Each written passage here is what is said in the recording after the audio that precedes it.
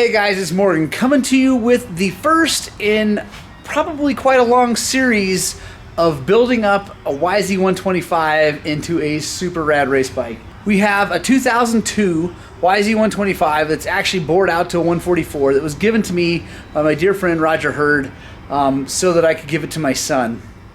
The bike was running. Actually, we rode with the bike when we went to pick it up. It was running just fine. It had a few little things, not that awesome, but it was fine. But it needed a lot of TLC, a lot of love, especially before I give it to my kid for him to race it. So, I am stoked. We finally got all the parts. I think we have everything we need, minus maybe a few things here or there as we go. We got the motor out of it. That's it over there in the corner right there. We're going to be rebuilding this thing from the crankshaft up. Every bearing in the chassis, all the suspension, all the cables, everything brand spanking new, all the plastics, everything, and get this thing dialed in so my kid can race it and ride it and have a ton of fun. So if that sounds interesting, make sure you subscribe to the channel. Make sure you hit the little notification bell because we're going to be doing videos.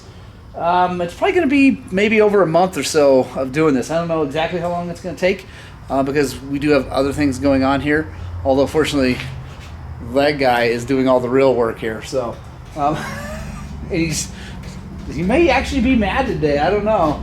He's trying to bleed a brake and it doesn't look like it's maybe going that well. I don't know. This video is all about tearing this motor apart, so join me as we peel this thing apart and see if there's any extra parts that we need. Alright, starting with, we got the snap-on little brushless impact. We're going to peel the top end off this thing, take a look at it. Then we're going to split the cases, and then comes the cleaning. We're going to clean this thing up really, really, really well. I'm going to try to do my best to make this thing look brand new as it goes back together. I've actually never worked on an Athena 144, so this is kind of exciting.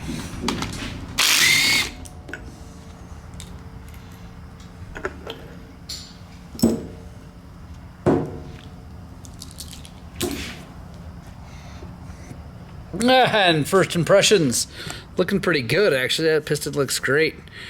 Looks like it was burning really, really well. It's not too rich, not too lean. Pretty stoked.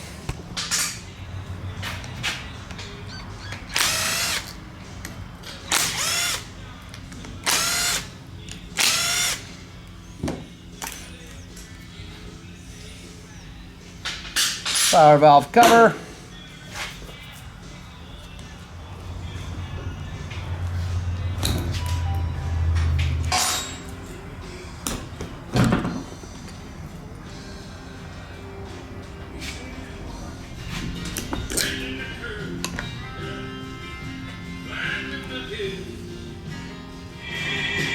On my way then, right on guys, got the cylinder off.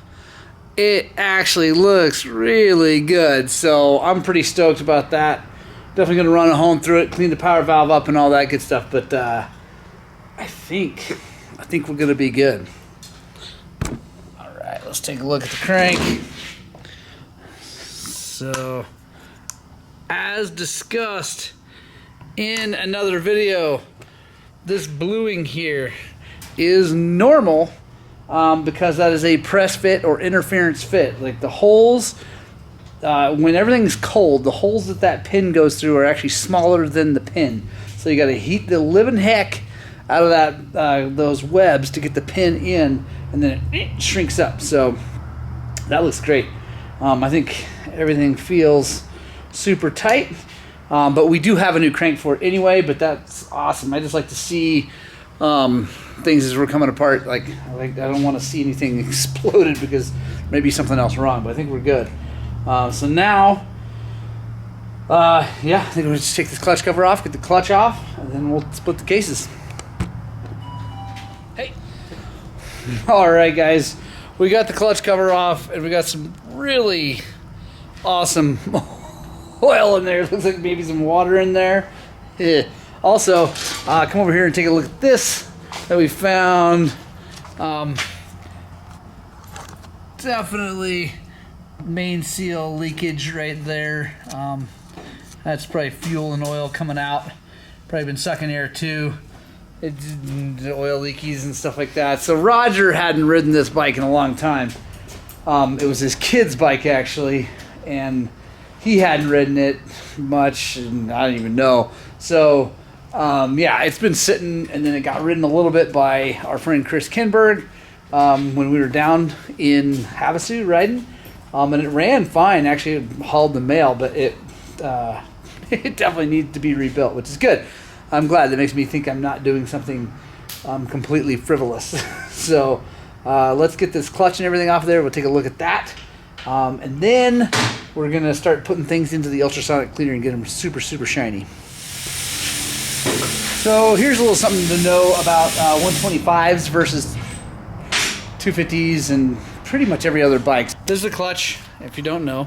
And normally there's a rod that's over here, and there's an actuator over here, either hydraulic or cable or whatever, and it pushes from this side up, and it pushes this pressure plate out to release these plates and let the thing spin so you know you can go. But the 125s, YZ125s, use a pull style. So the clutch cable is actually over here on this side of the motor. It's actually right there. There's the actuator there, and it hooks onto this. It's got a little geared thing, and it pulls the pressure plate out. So it does the same job in the end, but it's just a little bit different way of doing it.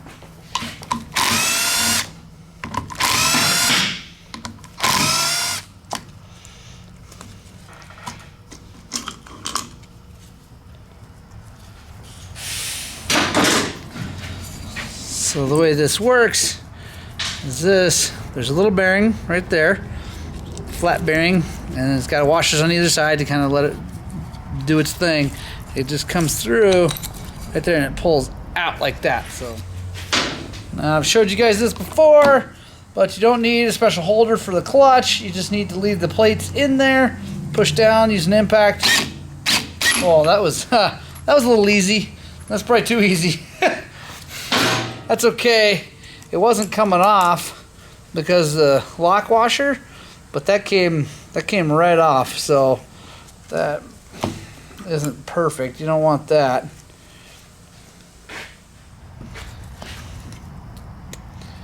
Our shift shaft. This little hat right there, that goes inside there. Well, from the other side, but anyway. This gets lost all the time, so I actually like to zip tie it to the shift shaft, just like that. A little zip tie. We're gonna have this thing apart for quite a while, probably, because I got motor parts, but I'm gonna make a list of everything we need to order, because there might be a bunch of stuff. I don't know, so we're gonna find out. But we're going to take everything out of this, transmission and everything. So I'm going to go ahead and take all of this stuff off right now, so that when we split the cases, we can just take the tranny out super easy. Kickstart spindle.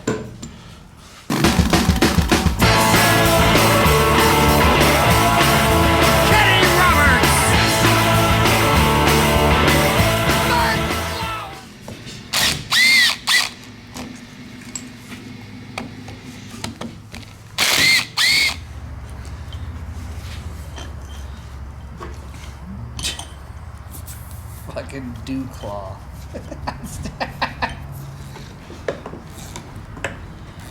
Yeah, because it.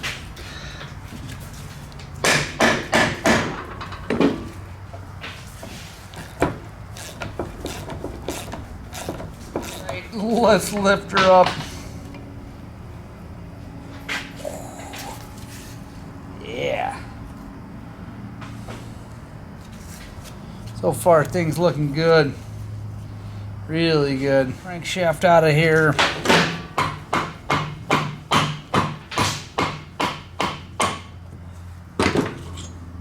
There we go.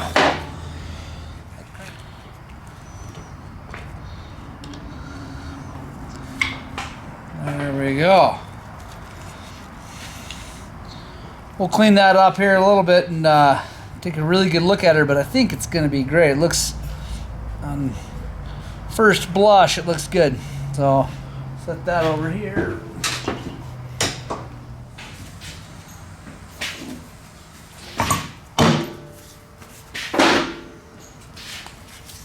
But I was checking out the clutch, and check this out. Like, one part fell out, but if you know anything about clutches, that's not good. So we're definitely going to be replacing that. I'm going to pitch that right in the trash to see what it takes to get this thing apart. Wow. There we go. There we go. Let's see if you guys can see. There we go. See that grooving? Focus! There we go. So you see that grooving there? We could file that off, but since we're doing a big whole full rebuild, almost like restoration on this thing, we're going to make it right. We'll get a new basket. I'm not going to throw this one away, but we're definitely going to get a new one. This is where big long zip ties can come in handy. Hold all this stuff together so we don't lose it. Alright guys, so we got the whole motor apart. Everything's out.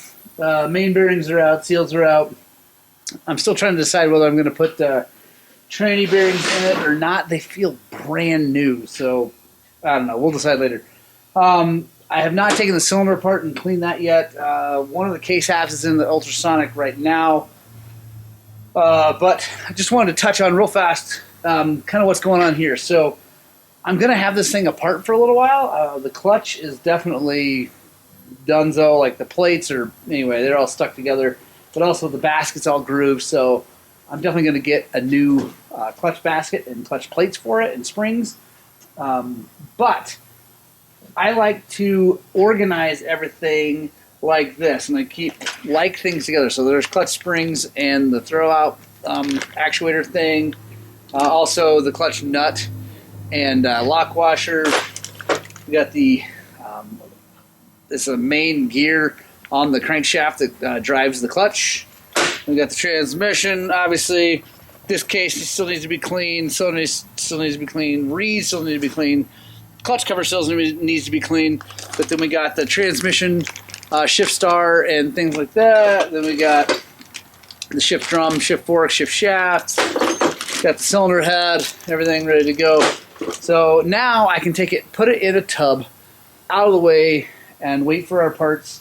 And that way it's all nice and organized, ready to go, and I know exactly how it goes back together. I don't have to think about it when I go back together. I've done a lot of these.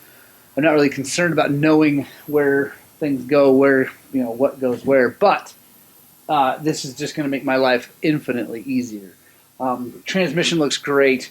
Really, I think the only thing I need to order, I need a couple dowel pins that I didn't see, that maybe this thing got put back together at one point without them, and then a clutch and a clutch basket, and then we should be good to go. So I'm going to sign off on this video. Motor's apart. Make sure you subscribe and hit the notification bell for these videos on rebuilding this YZ125 into a really, really, really nice bike for my kid. Yeah, guys, I hope you like that. I hope you get out and spread the gospel of two wheels, and I desperately hope that what we're doing here is inspiring you guys to maybe rebuild, completely restore a motorcycle, because it's a lot of fun, and get out and ride your dirt bikes!